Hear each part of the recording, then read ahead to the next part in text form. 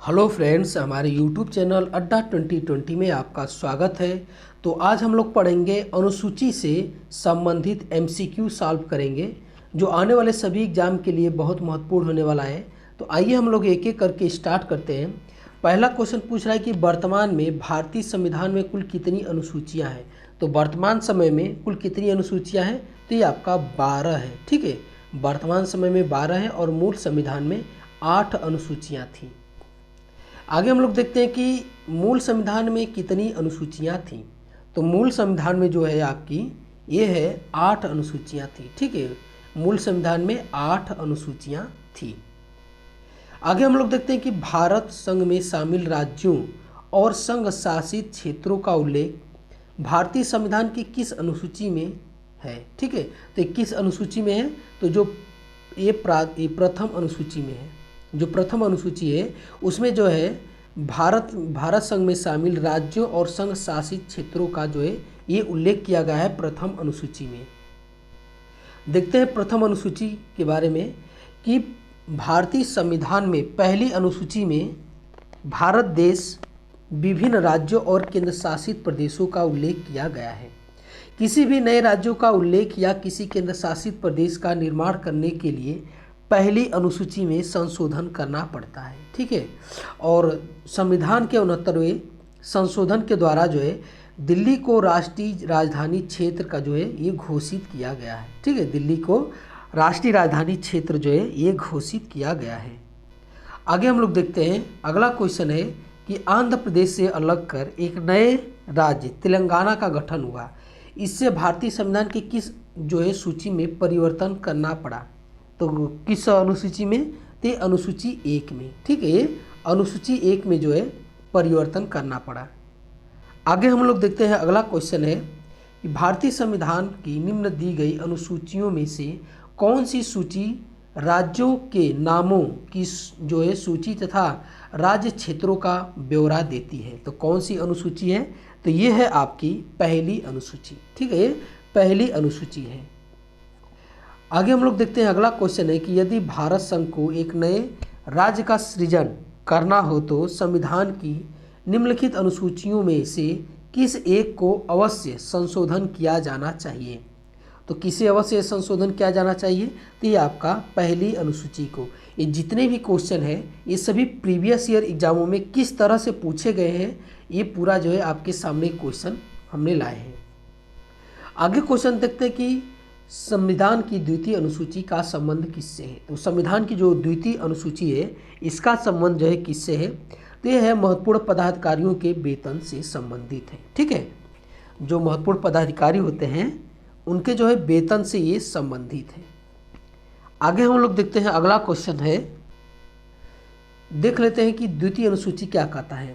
राष्ट्रपति राज्यों के राज्यपालों, सर्वोच्च न्यायालय तथा उच्च न्यायालय के न्यायाधीशों, सांसदों एवं विधायकों आदि को प्राप्त होने वाले वेतन भत्ते और पेंशन का उल्लेख है दूसरी अनुसूची में। आगे हम लोग देखते हैं कि मुख्य पदाधिकारियों के वेतन भत्ते और पेंशन के संबंध में प्रावधान संविधान की किस अनुसूची में किया गया है। तो किस अनुसूची में किया गया है, तो ये है आपका जो किया गया है ये द्वितीय अनुसूची में। ठीक है, ये दूसरे अनुसूची में किया गया है।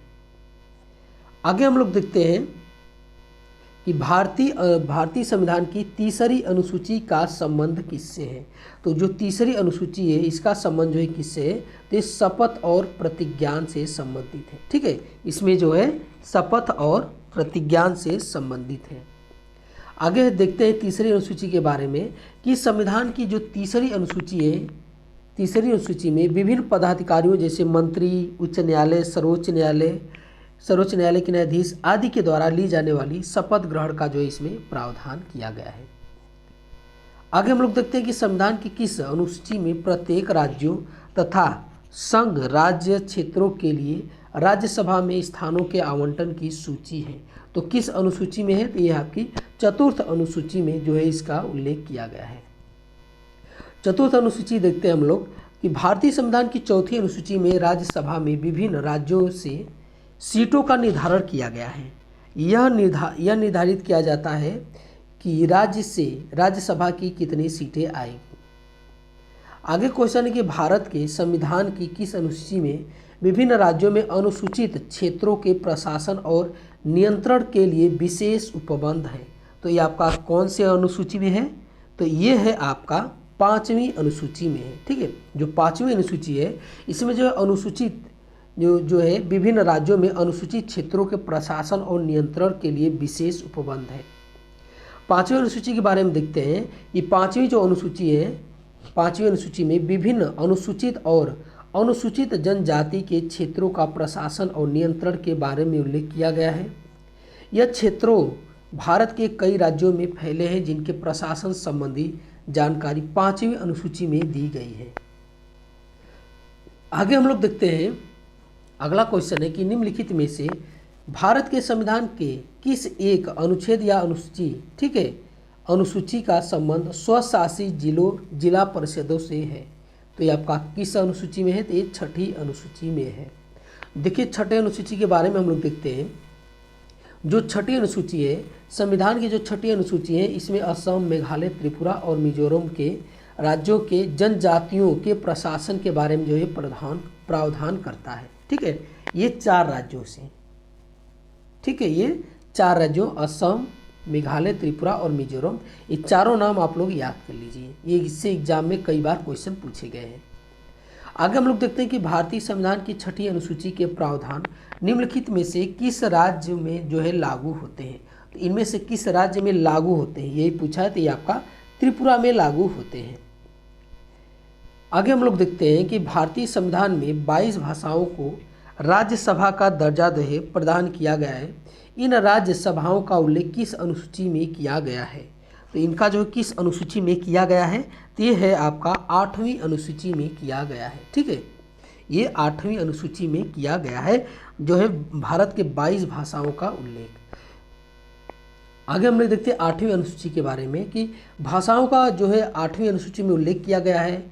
जब संविधान लागू हुआ था तब मूल रूप से 8वीं अनुसूची में 14 भाषाएं थी, लेकिन वर्तमान समय में कितनी है? 22 भाषाएं शामिल हैं। वर्ष 1967 में सिंधी भाषा को 21वें संविधान संशोधन अधिनियम द्वारा 8वीं अनुसूची में जो है ये शामिल किया गया था। वर्ष 1992 में 71वें संविधान संशोधन अधिनियम द्वारा कोंकणी, मणिपुरी और नेपाली को जो है शामिल किया गया था। और जो है वर्ष 2003 में 52वें संविधान संशोधन अधिनियम द्वारा बोडो, डोंगरी, मैथिली और संथाली को 8वीं अनुसूची में जो है शामिल किया गया था। अब आगे हम लोग देखते हैं कि भारतीय संविधान की 8वीं अनुसूची का संबंध किससे है?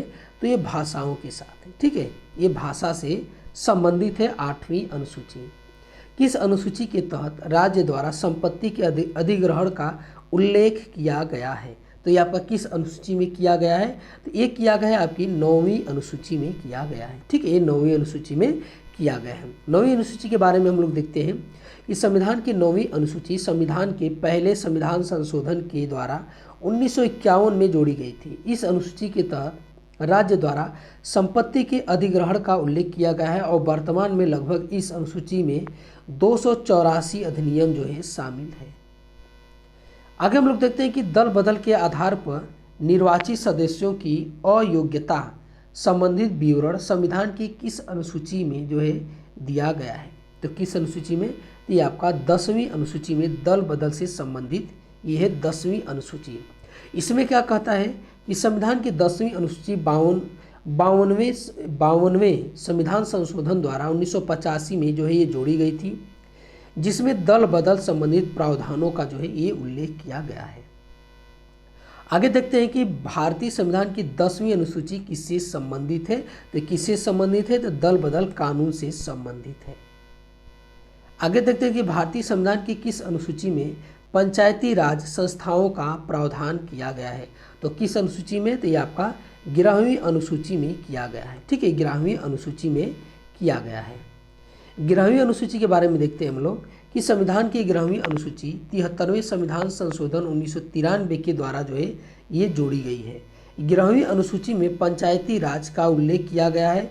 वर्तमान में जो है ये 11वीं अनुसूची में पंचायती राज से जो है संबंधित कुल 29 विषय शामिल है। ठीक है, ये 29 विषय शामिल है। और जो है 12वीं अनुसूची, जो 12वीं अनुसूची है ये 74वें संविधान संशोधन द्वारा जो है 1993 में जोड़ी गई थी और वो जो है नगर पालिका से संबंधित है। ठीक है, नगर पालिका से जो है ये संबंधित है 12वीं अनुसूची। इसमें जो है नगर पालिका से संबंधित जो है 18 विषय शामिल किए गए हैं। ठीक है, ये 18 विषय जो है शामिल किए गए हैं।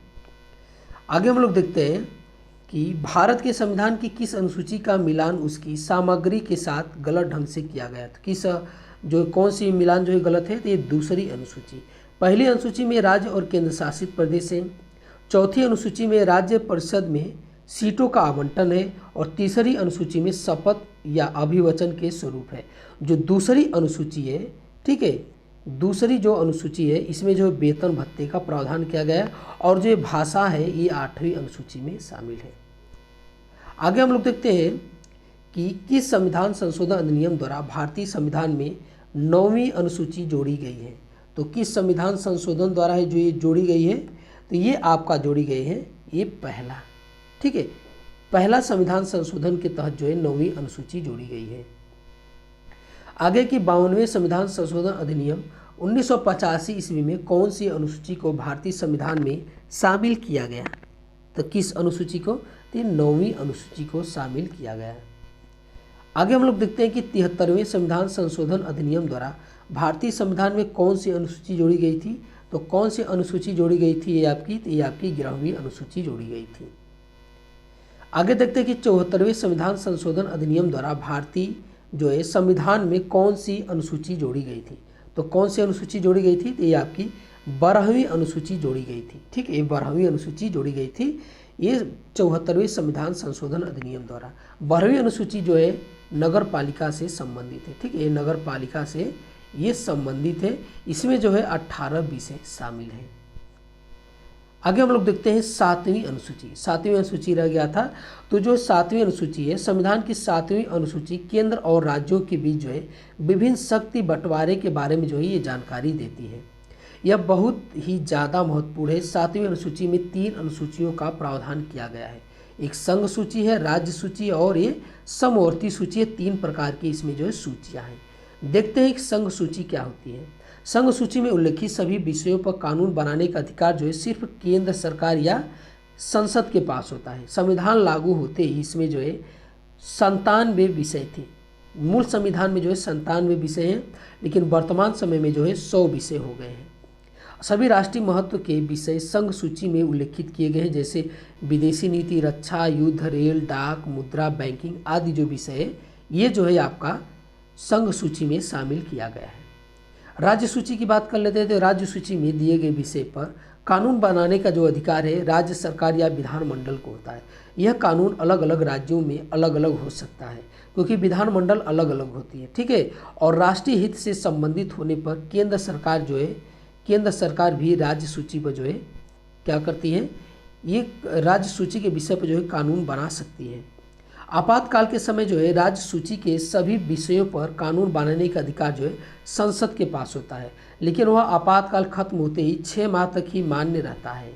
संविधान के लागू होते समय इसमें जो है कुल कितने विषय थे, 66, लेकिन वर्तमान में कितने हो गए हैं, 61 विषय हो गए हैं।